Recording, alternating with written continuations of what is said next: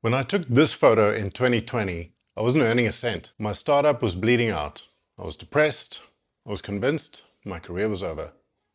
Just 2 years before this, I was a high-flying regional director for the world's biggest energy drink brand. But I looked around at my colleagues. They were often stressed out, burnt out, and in many cases divorced. I also realized I was becoming a dinosaur, out of touch with a fancy title, yeah, but zero survival skills. For the digital age, something clicked, and I knew I had to burn the ships. I had to pivot. Today, I'd like to share the 7 steps I took to go from corporate dinosaur in packaged goods to running growth at the forefront of Bitcoin software development. This isn't all about me or my story. What I'm giving you today is a playbook. So if you or someone you know is currently stuck in a soul-sucking 9-to-5, looking for an exit sign, or if you want to avoid that mundane trap entirely, then this is the channel for you. Just to be clear, I didn't have a safety net or rich parents. I had to build a system from scratch to save my family. After the birth of my first child, my family became my new North Star, and I refused to let my career destroy my home.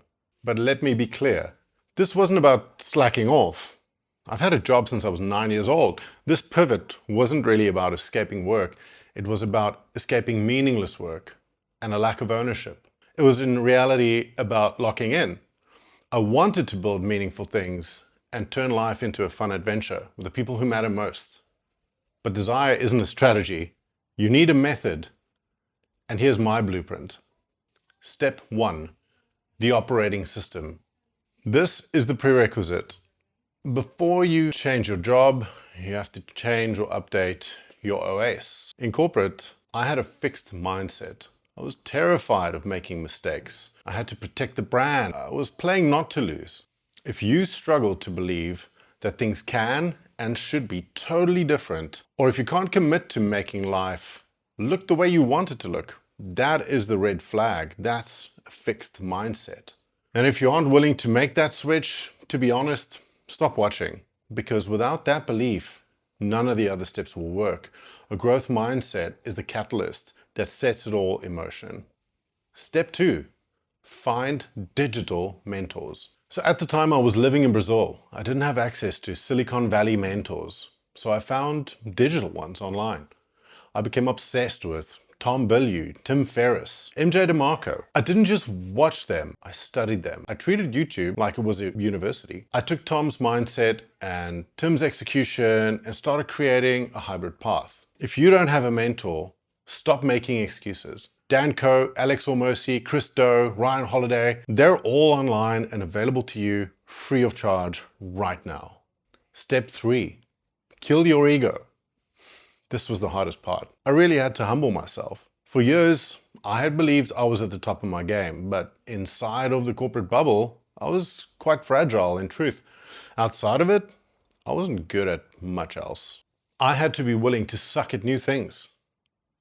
And I'm still drinking my own Kool-Aid today. Just this year, I went back to square one again, starting kickboxing, video production. I'm willing to look foolish and suck at these things publicly because I'm leading by example. Square one is not your enemy. It's the only place where you're actually free to reinvent yourself. All right, quick pause here. If you're getting value from this transparency and vulnerability, please hit the like button. It'll mean a lot to me. It helps the algorithm find other people in our exact situation so they can get value from this too. It really helps the mission. Thank you. Step 4, weaponize your strengths. I knew I couldn't compete with 22-year-olds on TikTok trends. That just wasn't me. But I'm analytical, I'm good with data, and so I leaned into that core strength and doubled down on it. Whether it was in my logistics startup or corporate consulting, I became known as the truth guy. I used data to find insights that no one else saw, to improve businesses in ways that others were unable to. So don't throw away your past. Find that one skill that translates. For me, it was analytics or data, and use it as your anchor. Step 5, the snakeskin method. I had to layer on new skills, just like snakeskin. 1 week, I learned SEO.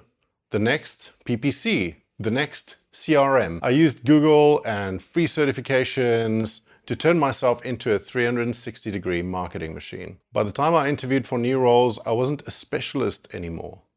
I was more like a Swiss Army knife. That is how you become anti-fragile. Step 6. Sales is survival. In corporate, you get a salary. You hardly ever hear no. And if you never get brutally rejected, it actually makes you soft in the long run. I had to learn to eat what I killed. Learning to sell felt like walking across a narrow rope bridge over a canyon. It was terrifying, but I felt alive. That adrenaline proved I was out of the comfort trap. The no's calloused my mind and prepared me for entrepreneurship. Step 7.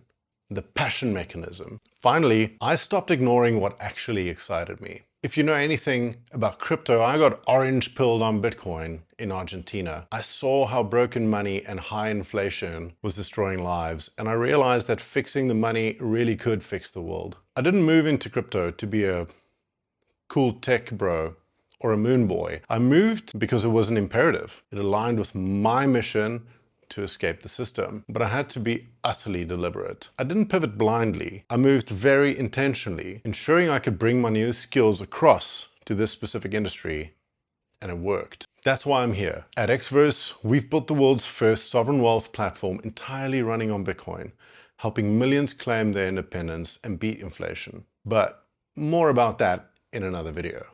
I fought for my family's sake, and today I'm not a dinosaur. I'm a builder. And if you're willing to install a growth mindset, you can build a life you actually own. If you want more data to help guide your decision making, make sure you subscribe to this channel. Next, I'm going to break down exactly why we chose Southeast Asia as the base for this new life. See you in the next one.